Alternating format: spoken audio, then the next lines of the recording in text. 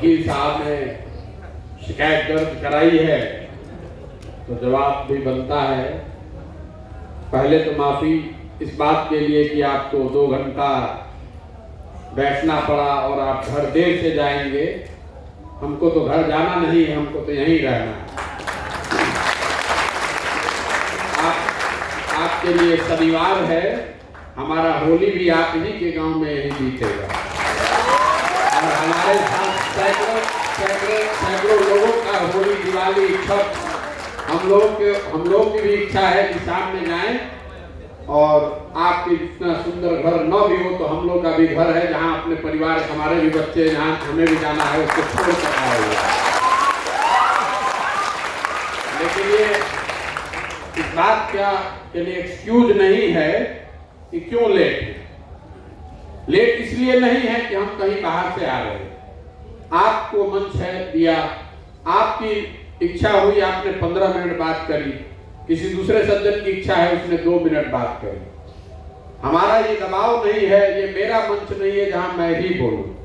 इस जिले के सारे शिक्षक जो अभी इवैल्यूएशन का काम कर रहे हैं, शायद कुछ लोग यहाँ भी बैठे हों, वो अपना इवैल्यूएशन खत्म करके आकर मिलने बैठे थे।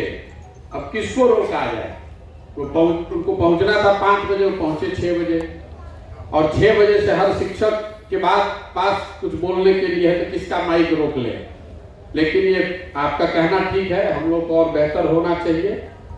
मीटिंग में देरी से आने का कोई की वजह नहीं है, मैं उसके लिए माफी चाहता हूँ। मेरा देखिए, ये जो जन सुराज है ये दल नहीं है, ये कोई राजनीतिक दल नहीं है, ये कोई सामाजिक आंदोलन भी नहीं है।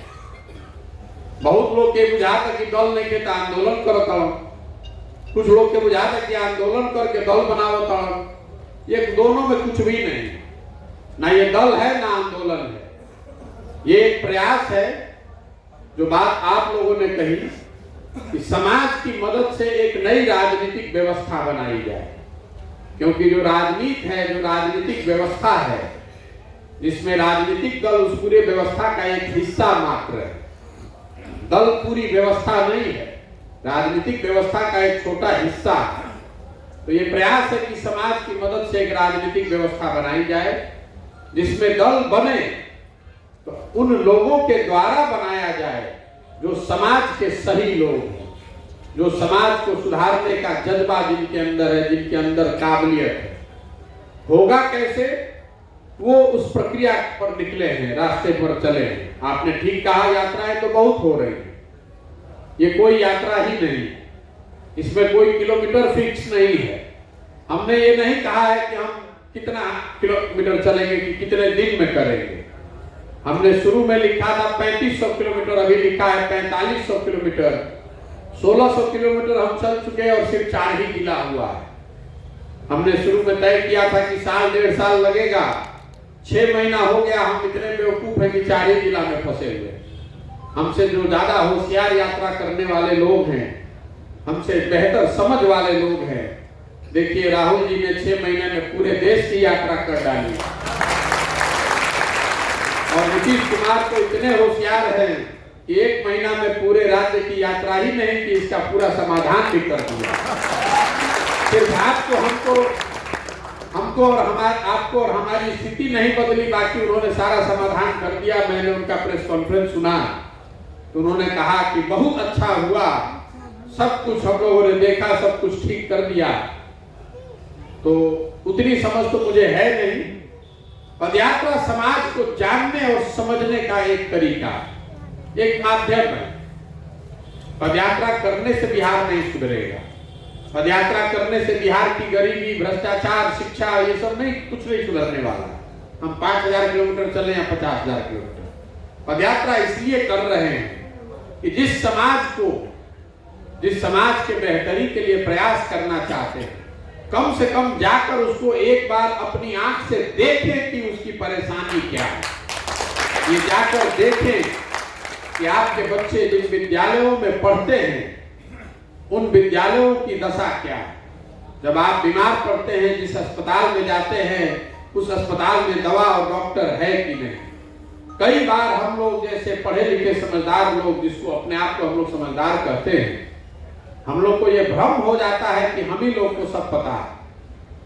आपने अभी एक तर्क दिया कि रोड तो बहुत अच्छा हो गया है, तो मान्यवर रोड जरूर अच्छा हो गया है, स्टेट और नेशनल हाईवे अच्छा हो गया है। गांव में रहने वाला अगर कोई यहाँ व्यक्ति है तो 1200 गांव में चलने के बाद मैं दावे के साथ कह सकता हूं कि एक भी गांव में रोड नहीं है। किसी भी गांव वाले को खड़ा करा लीजिए, ये दिखाता है कि आपने गांव में चलना छोड़ दिया है। हम भी गांव के रहने वाले हैं, लेकिन हमको भी नहीं पता था। मैं आपको ये बता रहा हूं इसलिए, ये आपकी और हमारी बात नहीं है। मैं भी बिहार में ही पैदा हुआ हूं। मेरे बाबा बैलगाड़ी चलाते थे, मजदूर थे। अपने 9 बच्चों में एक ही बच्चे को बनिहारी करके बैलगाड़ी चला के पढ़ाया, तो हमारे बाबूजी डॉक्टर बने। तो ऐसा नहीं है कि हम बिहार को जानते नहीं। और कई लोग हमारे घर वाले भी कहते हैं कि तुम इतने बड़े बेवकूफ हो, क्या जान जाओगे नया बिहार में घूम के। मुझे ऐसा लगता है कि मुझे हर दिन कुछ नया नया सीखने को, देखने को मिलता है। हर आदमी जानता है कि बिहार में बेरोजगारी है, पलायन है, लेकिन जब आप गांव में मैं गया हूं तो उसकी विकरालता का अनुभव कर पा रहा हूं। उस महिला के चेहरे पर खुशी देखता हूं जब मैं ये कहता हूं कि अगर ऐसी व्यवस्था बन जाए कि आपका हस्बैंड यहीं रहे, तो वो चाहिए कि 5 किलो अनाज चाहिए, तो उसके चेहरे की जो चमक है वो आप कहीं अंदाजा नहीं लगा सकते। हम 1 साल निकले हैं अभी, अपने आप को बहुत बड़ा वीर बता रहे हैं कि हम अपना घर परिवार छोड़कर 1 साल निकले हैं। बिहार के ज्यादातर परिवारों की दुर्दशा ये है कि उनको अपने परिवार के साथ रहने को सुख कभी मैसर ही नहीं हुआ। 20 साल 25 साल के हो गए, अगर आप पढ़ने लिखने में होशियार हैं तो आपका बच्चा आपसे दूर ही रहता है। अगर आप गरीब घर के हैं, अगर आपको नौकरी लग गई तो आप बाहर हैं, गरीब घर के हैं तो मजदूरी करने के लिए 20-25 साल की उम्र में पीठ पर आपने झोला बांध लिया। भेड़ बकरियों की तरह लोग बैठकर यहाँ से ट्रेन से, बसों से जा रहे हैं, और जब तक उनकी जवानी है तब तक उनको अपने परिवार से साल में 10-15 दिन के सिवा कभी मुलाकात नहीं होगी। हम और आप वही काम करके महात्मा बनने की कोशिश कर रहे हैं, बहुत बड़े नेता बनने की कोशिश कर रहे हैं। ज्यादातर परिवार के लोग अपने पत्नी, अपने बच्चे के साथ तो रहते ही नहीं है बिहार में। ये विकरालता का अनुभव हो रहा है जब मैं पैदल चल रहा हूं। जब नीचे गांव में जा रहे हैं तो देख रहे हैं कि लोगों, जब 100 बच्चे आगे दौड़ते हैं, तो बिहार में गरीबी का आलम ये है। अब हमने भी काम किया है, नीतीश जी के साथ काम किया है, तो कुछ हद तक दोष मेरा भी है। जब लड़के सामने चलते हैं तो 100 बच्चों में 50 बच्चे तो ऐसे होते हैं जिनके शरीर पर अभी भी शुद्ध कपड़ा नहीं है। ज्यादातर बच्चों के शरीर पर चप्पल, पैर में चप्पल नहीं है। पढ़ने की तो बात ही छोड़ दीजिए। तो ये देखने और समझने निकले हैं, प्रायश्चित कर रहे हैं, या समझ लीजिए कि इस चीज को अनुभव करना चाहते हैं अपने आंख से कि अगर जीवन में इसको सुधारने का कोई रास्ता निकालने का मौका मिला तो किसी के कहने पर, किसी के दूसरे के अनुभव पर नहीं, खुद के देखे हुए आधार पर आगे रास्ता निकाल। पहली बात आप समझिए कि बिहार में इतनी गरीबी, इतनी बदहाली है क्यों? ये ज्यादातर लोगों से आपसे पूछेंगे तो आप बताइएगा कि आज की जो सरकार है ये अच्छी नहीं चल रही है, इसलिए बिहार में ये दुर्दशा है। कुछ आदमी ये भी कहेगा कि अरे लालू जी के राज में इतना खराब हो गया है कि अब कितना सुधरेगा। कुछ लोग पीछे कांग्रेस की सरकारों को दोष देंगे, लेकिन अगर आप इन विषयों को सही में समझना चाहते हैं, आंकड़ों को देखेंगे, तो आपको पता चलेगा कि 50 के दशक में देश के सबसे अच्छे राज्यों में गणना जिस राज्य की होती थी, बिहार उन राज्यों में एक था। ये जो हम लोग का ढलान है ये शुरू हुआ 1965 के बाद। 1965 के बाद बिहार हर साल किसी न किसी विकास के मानक पर दूसरे राज्यों के मुकाबले पिछड़ता गया है। लालू जी मुख्यमंत्री बने हैं तो 1990 में। 1990 आने से पहले ही बिहार देश का सबसे गरीब और पिछड़ा राज्य बन गया था। कहीं पर जो आप राजनीतिक सामाजिक चर्चा में बैठते हैं तो कोई आपको ये नहीं बताता है, हम लोग कभी चर्चा भी नहीं करते हैं कि 1965 से 1990 के बीच में ऐसा क्या हुआ कि देश के 10 सबसे अग्रणी राज्यों में शामिल बिहार देश का सबसे पिछड़ा और गरीब राज्य बन गया। उसकी एक वजह रही है 1967 से 1990 के बीच में 23 साल के कालखंड में बिहार में बहुत लंबे दौर की राजनीतिक अस्थिरता का होना। 1967 से 1990 के 23 साल के कालखंड में बिहार में कुल 25 सरकार आई और गई। यहाँ जितने लोग बैठे हैं, आपको जयप्रकाश नारायण का आंदोलन याद है, आप में से सब बिहार में राजनीति तो सबको आता है, लेकिन सब लोग मिल जाएगा तब भी 25 सरकार का नाम नहीं बता पाएगा। बिहार में 6 दिन का भी मुख्यमंत्री देखा है, 2 महीने, 3 महीने, 6 महीने, 8 महीने, 9 महीने। उस लंबे राजनीतिक अस्थिरता के दौर में बिहार के विकास को पीछे किया और लोग इसी चक्कर में लगे रहे कि कौन मुख्यमंत्री बनेगा और कौन अगला बनना चाहता है। राजनीतिक स्थिरता लौटी 1990 में, लेकिन वो लौटी लालू जी के फॉर्म में। लालू जी जब मुख्यमंत्री बने, उनका अपना नजरिया था कि सामाजिक न्याय के जरिए बिहार को सुधारा जा सकता है।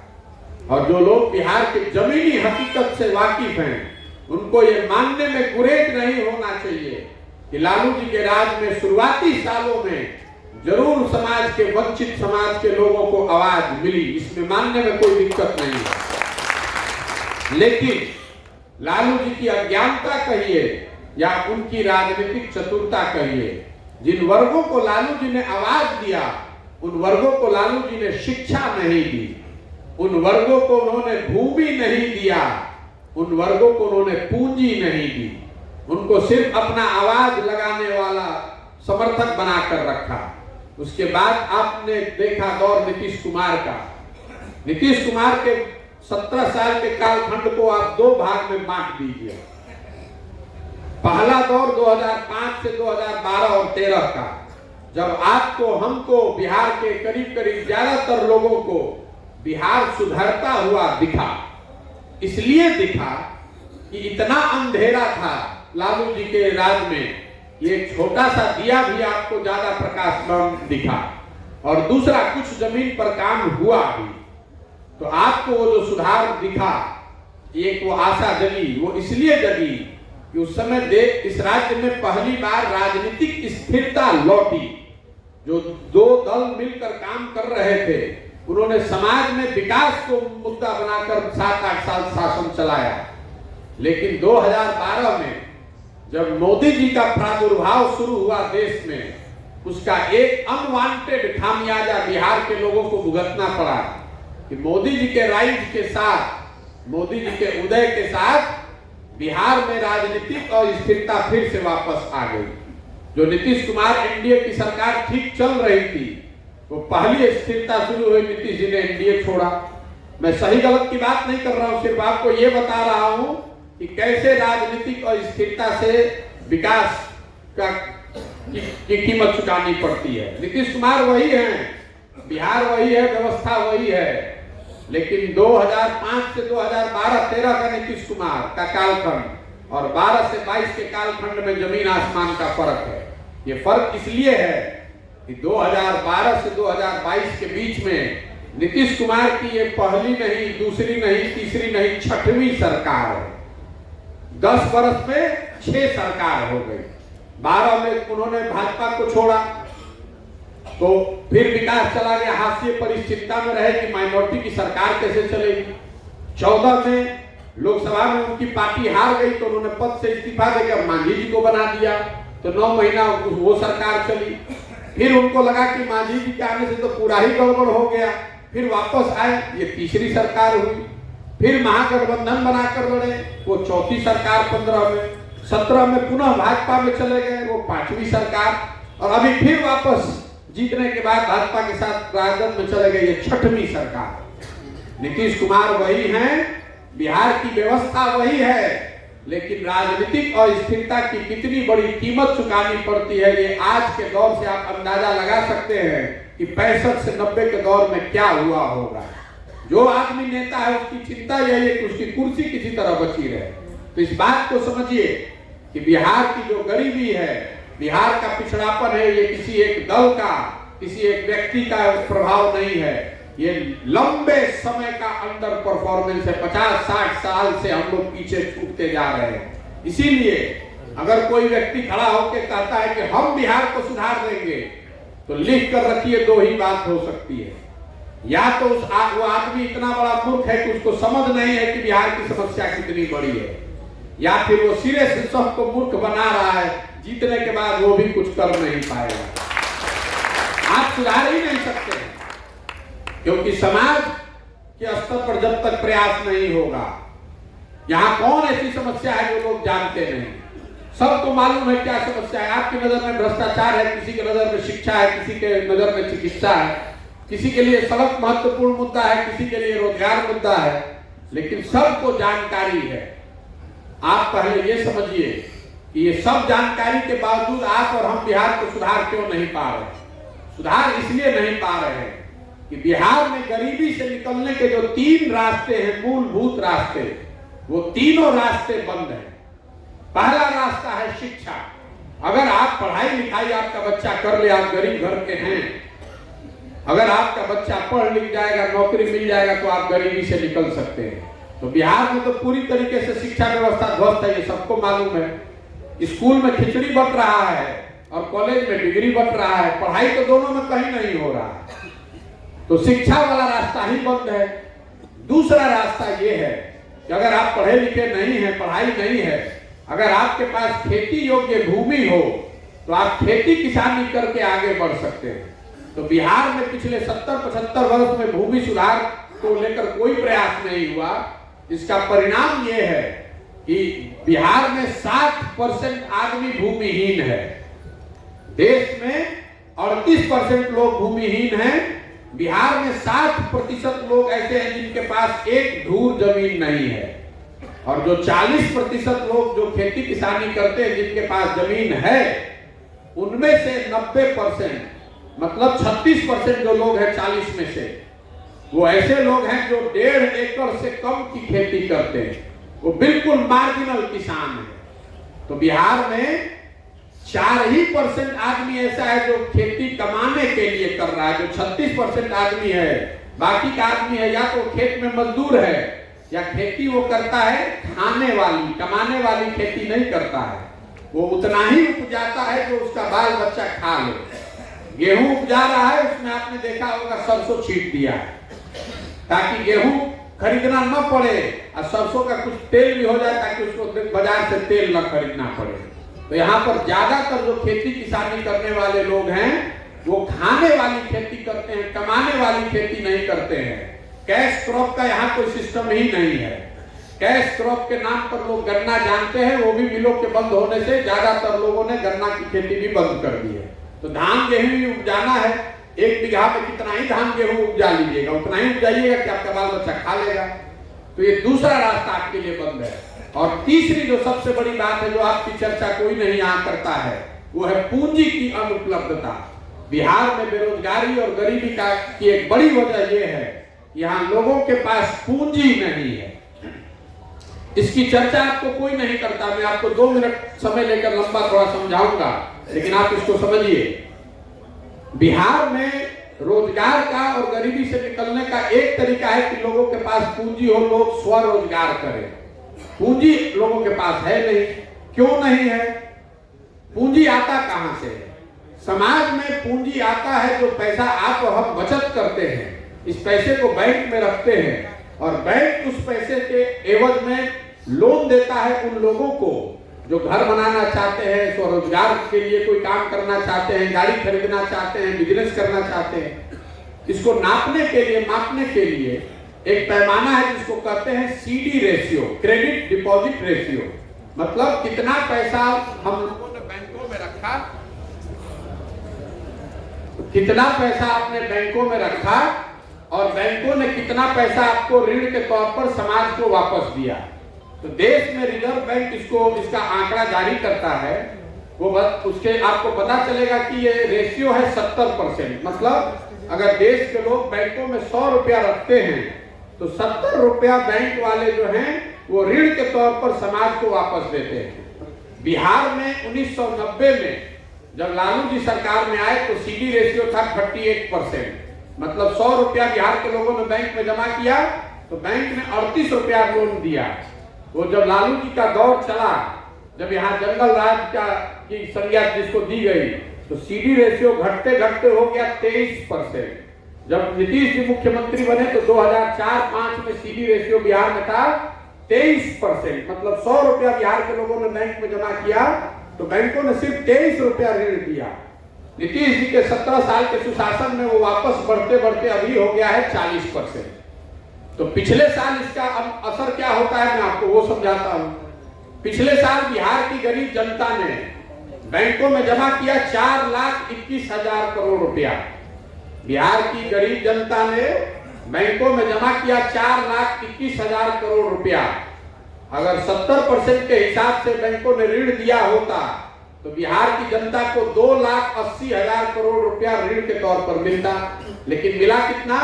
1,61,000 करोड़ रुपया। बाकी पैसा कहां गया? बाकी पैसा बैंकों ने उन राज्यों में भेज दिया जहां पर उद्योग धंधे लग रहे हैं। कर्नाटक में, तमिलनाडु में, गुजरात में, महाराष्ट्र में, तेलंगाना में, वहां पर सीडी रेशियो कितना है? 90, 95, 100, 105। तो आप और हम बच्चों के पलायन की बात कर रहे हैं, आप और हम मजदूरों की पलायन की बात कर रहे हैं। पिछले 30 वर्ष में बिहार से सबसे बड़ा पलायन हुआ है पूंजी का। 1990 से आरबीआई का डेटा बता रहा है कि 1990 से लेकर पिछले वित्तीय वर्ष तक बिहार से बैंकों ने आधिकारिक तौर पर 26 लाख करोड़ रुपया बिहार के लोगों का जमा पैसा उठाकर दूसरे राज्यों में जाकर ऋण दे दिया। तो आपके पास शिक्षा है नहीं, जमीन है नहीं और पूंजी है नहीं तो गरीबी से निकलिएगा कैसे? चाहे जितना हाथ पांव मार लीजिए, जितना भ्रष्टाचार को कम कर लीजिए। मैंने देश के हर राज्य में काम किया है। बिहार में भ्रष्टाचार का आलम चाहे जितना ज्यादा हो, ऐसा नहीं है कि दक्षिण के राज्यों में भ्रष्टाचार नहीं है, ऐसा नहीं है कि कर्नाटक में, तमिलनाडु में भ्रष्टाचार नहीं है, लेकिन वहां लोगों के पास शिक्षा है, जमीन है, खेती लाभदायक है और पूंजी है। लोग हर तरह का व्यवसाय कर रहे हैं। आप जरा अंदाजा लगाइए, 26 लाख करोड़ रुपया अगर बिहार के लोगों को मिला होता ऋण के तौर पर तो कितना ज्यादा आदमी घर बनाता, कितने ज्यादा लोगों ने गाड़ियां खरीदी होती, कितने लोगों ने रेडीमेड का दुकान खोला होता, कितने लोगों ने मछली का कारोबार, अंडे का कारोबार शुरू किया होता। उससे लोगों को रोजगार मिलता। जितना घर बनेगा उतना सीमेंट खपेगा, उतना लोग मजदूरी करेगा, उतना रोजगार मिलेगा।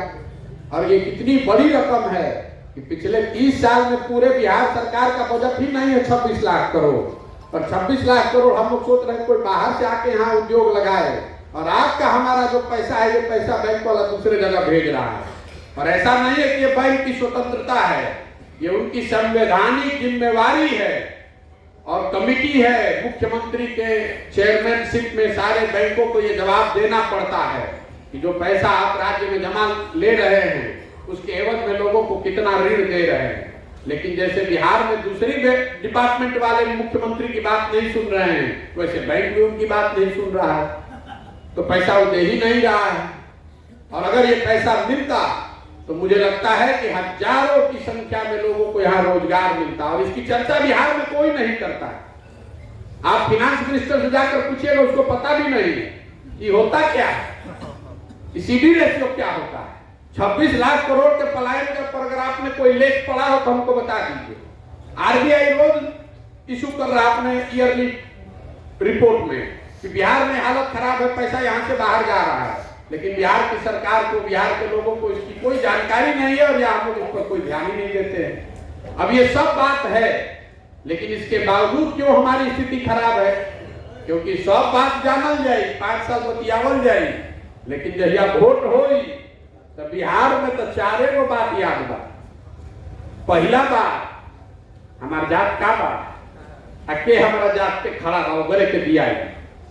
लेकिन जाति एकमात्र फैक्टर नहीं है। बिहार में वोट 4 चीज पर लोग देते हैं। पहला है भैया हमारा जात क्या है, जात वाले को वोट देंगे। जो जात से बच गया वो धर्म के नाम पर हिंदू, मुसलमान, भारत, पाकिस्तान, पुलवामा, चाइना के नाम पर वोट दिया। अभी पिछला लोकसभा हुआ था, आपने संकल्प लिया था कि अब की हाल है एमपी के वोट ना दे, 5 वर्ष मुंह नहीं के देखिए। आ जहिया चुनाव आई सब कोई घेर ले लसरुआ के, अरे तो है नाली गली में जुड़ाई बड़ा ऊपर देखो, ऊपर मोदी जी के देखो, जब पाकिस्तान हो गई तो अजुराई वाला जात पात में जल्दी चलो भाजपा के वोट दो। तो जो लोग कह रहे हैं कि बिहार में खाली जाते पर वोट पड़ रहा है, तो आपकी जानकारी के लिए बता दे रहे हैं कि मोदी जी के जात का तो एक आदमी बिहार में नहीं रहता है। तो जात एक महत्वपूर्ण फैक्टर है, लेकिन एकमात्र फैक्टर नहीं है। जो जाति से बचा वो धर्म के नाम पर वोट दे रहा है, जो दोनों से बच जा रहा है वो लालू जी के डर से भाजपा को वोट दे रहा है। ए भैया जाए भी कतनो रोड खराब बना, कतनो कुछ होगा, कतनो नेता बदमाश बा, हम लालू जी के अपराध वाला राज ना चाहे, जाके फिर डरे भाजपा को दबा दिया। और चौथा, हम लोग के मुसलमान भाई हैं, ये लोग कहते कि जाए भी भैया हमने के जियल जाओ चाहे मरल जाए, भाजपा के ना दिहल जाए। भाजपा तो मुसलमान विरोधी पार्टी बा। ये बताई बिहार में बचल के, बिहार में तो भैया दुनिया को दल है, एगो मोदी जी के भाजपा, एगो लालू जी के ललटेन। नीतीश कुमार बेचारे का तो पता ही नहीं, कभी ललटेन पकड़ के लटकल बहन, कभी फूल को बैठ के पड़ रहा है। तो मुसलमान ये कह रहा है कि जिए चाहे मरे, भाजपा को दे नहीं सकते हैं, तो ललटेने लौकता यही में कि राशन तेल बन के करके जला हुआ। आप ईमानदारी से इतने लोग बैठे हैं, आदमी कहता है कि जात पात में सब बटल बा, आप ईमानदारी से बताइए कि इसी 4 चीज पर वोट दिए कि नहीं दिए? दिए ना भाई। तो काहे के प्रबुद्ध के मीटिंग होके कि अबुद्ध के मीटिंग हो? काहे के हम चाहे पैदल चलिए कि हेलीकॉप्टर से आए, कितनों आप बतिया लीजिए।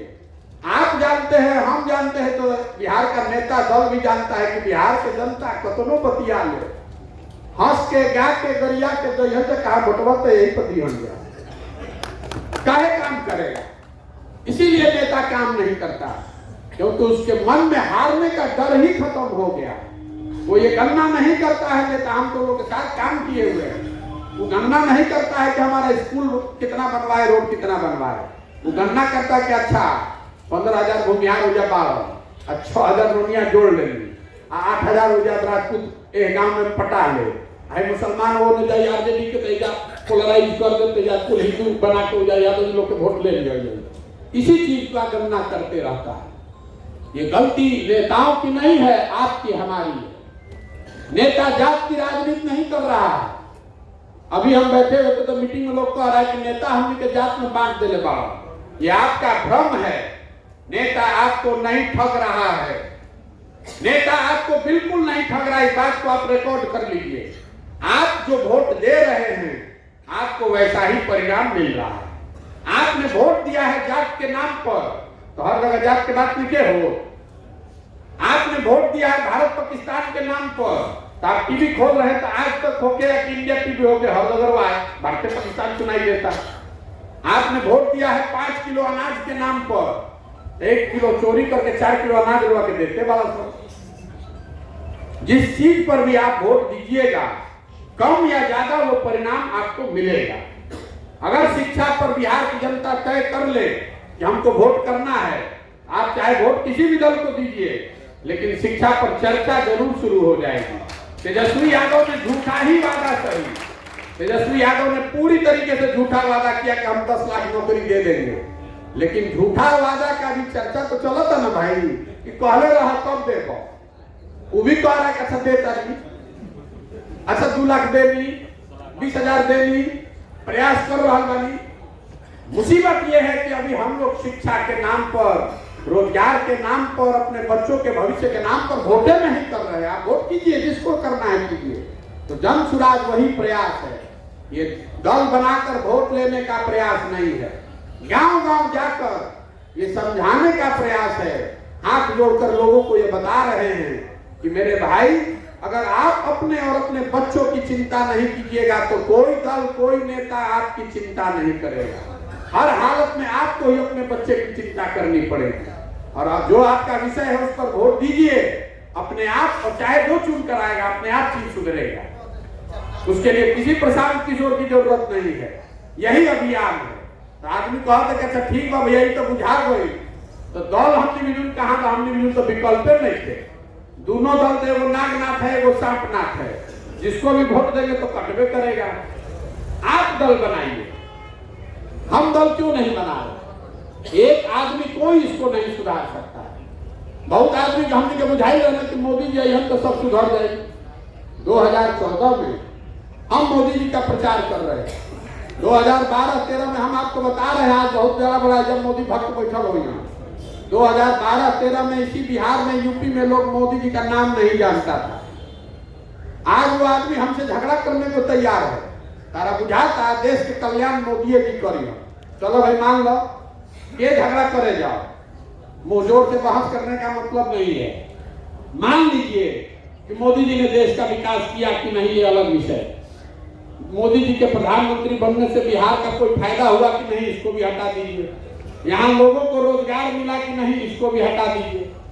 9 वर्ष से मोदी जी प्रधानमंत्री हैं और आपको चुनौती दे रहे हैं। आप सब प्रबुद्ध लोग हैं, पढ़े लिखे लोग हैं। 9 वर्ष से मोदी जी प्रधानमंत्री हैं।